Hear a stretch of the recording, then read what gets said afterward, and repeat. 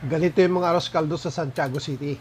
Yes, yung binabalik-balikan nating arroz caldo, yan. Mag-isa tayo ng luya.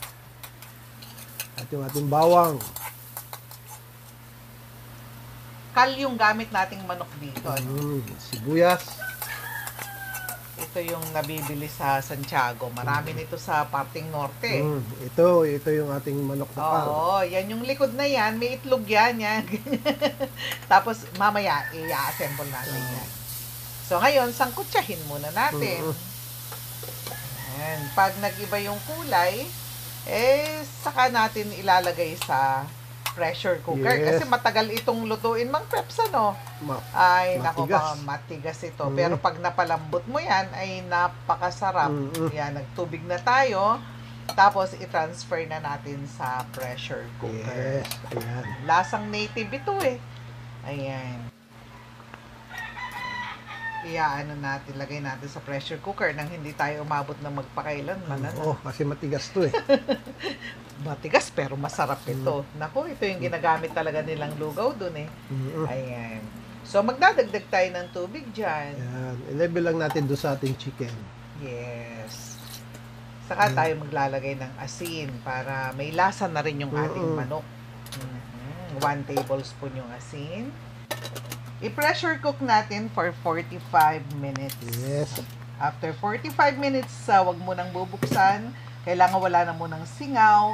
Tapos pag nabuksan na natin, check na natin yung chicken. Maggisa na tayo ng ating malagkit na bigas, ano? Ayan. Iba rin kasi pag nagigisa yung ating malagkit na bigas, mas masarap. Yes. Yung ating bawang. Yung ating luya. Yes. Yung iba, ang ginagawa nila, yung pinagsabawan na lang, ano? Yan, naglagay ka ng sibuyas. Yung pinagsabawan lang, doon lang nila pinapakulo yung kanilang malagkit. No good po yun. Ano? Maglagay tayo ng chicken cube. Mas masarap talaga pag nagigisa. Oo. Yung ating malagkit na bigas, nahugasan natin yan ng 3 beses. 3 beses. Yan.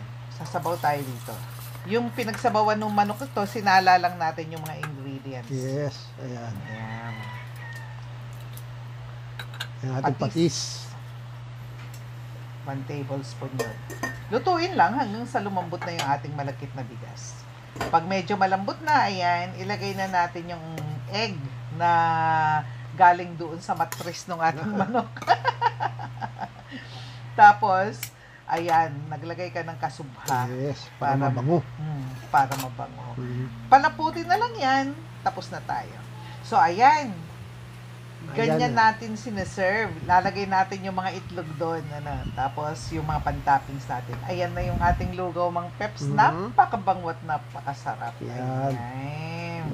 So, bahala na kayo mag-assemble niyan kung ano yung gusto nyo ilagay na topping.